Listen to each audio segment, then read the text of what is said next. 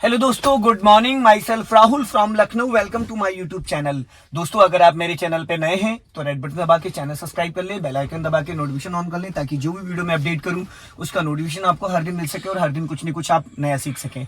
मेरे चैनल पे आपको ड्राइविंग से रिलेटेड, मैकेनिकल से रिलेटेड, सेकंड हैंड कार से रिलेटेड इस तरह वीडियोज मिलती रहती है। तो दोस्तों, आज मैं आपको जो बताने जा रहा हूँ वो बहुत ही इंपॉर्टेंट चीज है, जो कि ड्राइविंग से रिलेटेड है और अक्सर जो लोग ड्राइविंग करते हैं या जो सीख रहे हैं या सीखना चाहते हैं उनके सभी के लिए ये काम आएगी। तो आज मैं आपको बताने जा रहा हूं कि कार चलाते वक्त जब हम गियर चेंज करते हैं तो गियर बॉक्स में आवाज क्यों आ जाती है, क्लच प्लेटें क्यों खराब हो जाती हैं, क्या हमारा पूरा क्लच नहीं दब पाता है, या फिर हमारा गियर लगाने का पैटर्न सही नहीं है, या क्लच दबाने का पैटर्न सही नहीं है। तो आज उसी के बारे में हम लोग बात करेंगे। तो दोस्तों, अभी मेरे पास जो कार है वो होंडा की सेंट्रो कार है और आप सामने देख रहे हैं लगभग करीब 300 से 400 रास्ता एकदम क्लियर है।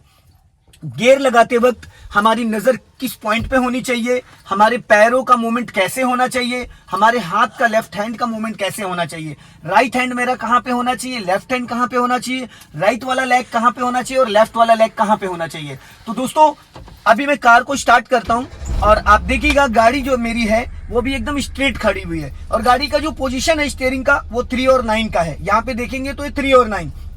जब भी हम गियर चेंज करते हैं तो हमारा राइट हैंड जो है वो स्टीयरिंग पे 12 o'clock पे होना चाहिए। इस पॉइंट पे यहाँ पे अगर आप देखेंगे तो मेरा 12 o'clock पे स्टीयरिंग पे हाथ होना चाहिए और लेफ्ट हैंड जो मेरा है वो गियर लीवर पे ऐसे होना चाहिए, इस तरीके से, ताकि जब भी हम गियर लगाएं तो गियर को टाइट ना पकड़ना, गियर को बहुत हल्के हाथों से पकड़ना चाहिए, बहुत ही लाइटली मक्खन जैसा गियर लगता है। और स्टीयरिंग को हमेशा ये 12 o'clock पे पकड़ने का मतलब ये है कि कभी भी चलती कार में अगर गियर लगाते हो तो स्टीयरिंग लहराएगी नहीं।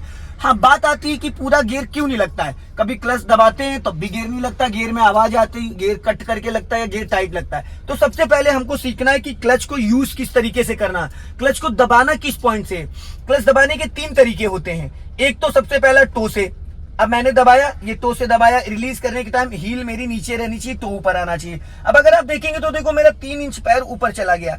अब इसको अगर मैं यहीं से दबाऊंगा तो मेरा पैर नीचे से उठ गया, जो एड़ी है वो हवा में आ गई, हवा में आ गई। अब जब मैं क्लच छोड़ूंगा तो क्लच छूटेगा झटके से, ऐसे करके।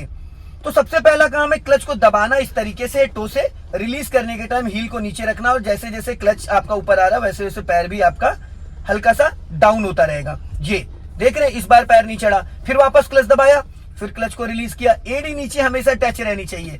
फिर पैर मेरा ऊपर गया, वापस फिर पैर को पीछे खींच लिया और ये फिर दबा दिया, फिर अभी क्लच को रिलीज कर दिया, फिर धीरे से पैर मेरा ऊपर चला गया, फिर मैंने पैर को पीछे खींच लिया। हर बार आपको ये करना। लोग क्या करते हैं, क्लच छोड़ा, पैर ऊपर खिसक, फिर दबा दिया वहीं से, फिर पैर ऊपर खिसक गया, फिर दबा दिया। अब थोड़े टाइम बाद देखो, ये देखो पैर की डायरेक्शन देखो क्या है, ये देख रहे हो पैंडल कहाँ है और मेरा पैर, अब जो पैंडल है वो मेरे तलवे में आ गया और ये होना चाहिए था यहाँ पे। तो सबसे पहली चीज ये है। तो जब आप पहली बार क्लच दबाते हो इस तरीके से वापस छोड़ते हो तो बहुत बढ़िया से क्लच छूटता है, फिर दोबारा दबाते हो तो यहाँ से दबता है, फिर हील उड़ जाती है ऊपर, फिर क्लच झटके से ऐसे छूट जाता है, फिर और दबाते हो तो ये पैर देखो कहाँ पहुंच गया। तो हमेशा क्लच दबाना टो से है और क्लच दबाते वक्त जो राइट वाला पैर है वो ब्रेक पे होना कंपलसरी है।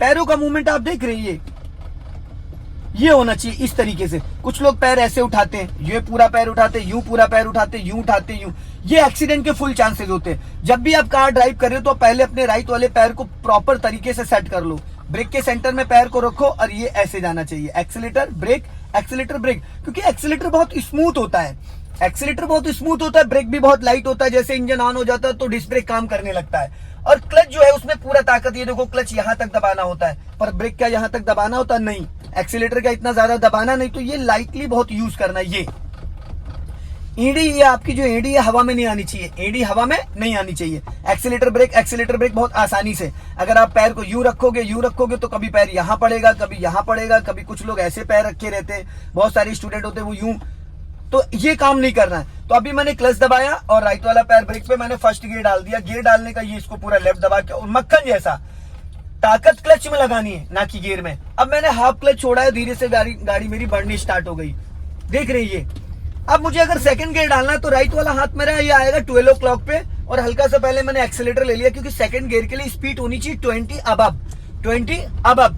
अब मैंने एक्सीलेटर लेके वापस पैर को ब्रेक पे ले आया, फिर पूरा क्लच दबाया, गियर लीवर को लेफ्ट दबा के और डायरेक्ट सेकंड गियर डाल दिया। देख रहे हैं आप, गाड़ी में कोई जर्किंग नहीं आ रहा, कोई झटका नहीं आ रहा, गाड़ी एकदम स्मूथ जा रही है। 1% भी अगर आप चाय का ग्लास रख दें यहाँ पे पानी का ग्लास रख दे तो छलक नहीं सकता है। अभी वापस मुझे अगर गाड़ी रोकनी है तो मुझे क्या करना है, पूरा क्लच दबाया और धीरे से ब्रेक ले लिया, हल्का हल्का ब्रेक, एड़ी हवा में नहीं आनी चाहिए। अभी देखिएगा गाड़ी एकदम ऐसे रुकेगी स्मूथ, पूरा क्लच लेके धीरे से ब्रेक मैंने ले लिया, गाड़ी मेरी रुक गई है। कोई जर्किंग नहीं आया, 1 इंच भी जर्किंग नहीं आया, गाड़ी मेरी दूसरे गियर में। अब मुझे अगर इसको बढ़ाना है तो पहले ब्रेक को रिलीज करना, फिर लेफ्ट दबा के पहला गियर डाल देना और हाफ क्लच पे गाड़ी को वापस मूव कर लेना बिना एक्सेलेटर के। अगर आप ट्रैफिक में हो तो आप हल्का सा इसके साथ एक्सेलेटर भी ले सकते हो, तो गाड़ी आपकी थोड़ी जल्दी उड़ जाएगी। वापस मुझे रोकना है तो मैंने पूरा क्लच दबाया, देन ब्रेक ले लिया, गाड़ी रुक गई। अब ये रुकने के बाद मैंने गियर को न्यूट्रल कर दिया। अगर प्रॉपर गाड़ी आपको यहाँ खड़ी करनी है तो आप यहाँ पे हैंड ब्रेक डाल सकते हैं। अब आप अपने दोनों पैर को फ्री कर सकते हैं। हाँ, अब आपने देखा कि मैंने जब गाड़ी रोका तो पहले पूरा क्लच दबाया, फिर ब्रेक लिया, उसके बाद गियर को न्यूट्रल कर दिया। न्यूट्रल करने के बाद ही मैंने दोनों पैडल को पूरी तरीके से रिलीज किया। और कुछ लोग क्या करते हैं, क्लच दबाया, ब्रेक लिया, गाड़ी रोक दिया, गियर को न्यूट्रल नहीं किया और पैर को नीचे कर लेते। अक्सर मैं स्टूडेंट को टोकता हूं इस चीज के लिए, वो ब्रेक से पैर हटा लेते हैं। दोस्तों, अगर आपने गाड़ी रोक दी है, रोकने के बाद आपने ब्रेक से पैर हटा लिया और हैंड ब्रेक को इंगेज नहीं किया, हैंड ब्रेक नहीं लगाए और पूरा आपने क्लच दबाया, गाड़ी ऑलरेडी आपकी गियर में है, लेकिन गाड़ी जब गियर में होती पूरा क्लच दबा लेते तो इंजन फ्री हो जाता। अगर गाड़ी ढलान पे तो गाड़ी आपकी पीछे चली जाएगी, समझ रहे हैं, और अगर आगे की तरफ ढलान है तो आगे चली जाएगी। तो आपको अपने पैरों को फ्री तभी करना है जब गियर को न्यूट्रल कर देना, हैंड ब्रेक को डाल देना, ऑन कर देना, फिर आप अपने पैरों को प्रॉपर रिलैक्स कर सकते हैं। लेफ्ट वाला पैर आपका डेड पेडल पे आ जाएगा, राइट वाला पैर आप नीचे रख सकते हैं। इंजन ऑन है, अगर किसी रेड लाइट पे खड़े हैं आप या किसी ट्रैफिक में हैं तो आपको इस तरीके से पैरों को फ्री नहीं करना है, तभी आप कर सकते हैं जब आप हैंड ब्रेक को डाल दें। तो सबसे पहली चीज तो ये गलती कभी नहीं करना। कुछ लोग क्या करते हैं, रेड लाइट पे खड़े हो जाते हैं और पैर हटा लेते और गाड़ी उनकी धीरे धीरे पीछे आने लगती है, पीछे वाला हॉर्न पे हॉर्न देने लगता है और कई बार ऐसा होता है गाड़ी टकरा भी जाती है। तो ये गलती कभी नहीं करना है, ठीक है दोस्तों। अभी मैंने पूरा क्लच लिया और फर्स्ट गियर डाल दिया और हैंड ब्रेक को ऊपर उठाते हुए स्विच को पुश करके नीचे इसको अनलॉक कर दिया, ठीक है। अभी मैंने हाफ क्लच पे गाड़ी को मूव कर दिया है। तो गियर जो लगाने का तरीका है दोस्तों, क्लच पहले पूरा दबाना आपको आना चाहिए। अगर आपको पूरा क्लच दबाना नहीं आ रहा है तो फिर कहीं न कहीं आपको आपकी गाड़ी में क्लच प्लेटें भी खराब हो जाएंगी, गियर बॉक्स भी डैमेज हो जाएगा। तो ये चीज हमेशा ध्यान रखिएगा कि क्लच दबाना पूरा आपको आना चाहिए, ठीक है। तो अभी मुझे स्पीड मेंटेन करनी, मैंने हल्का सा एक्सेलेटर ले लिया, राइट वाला हाथ मेरा 12 o'clock पे है, ये देख रहे हैं मक्खन जैसा, और मैंने हल्का एक्सेलेटर लिया, स्पीड मेरी 20 आ गई। राइट वाला पैर मैंने ब्रेक पे रखा, वापस पूरा क्लच दबाया, लेफ्ट दबा के गियर लीवर को पीछे डायरेक्ट खींच दिया, गियर मक्खन जैसा लग गया।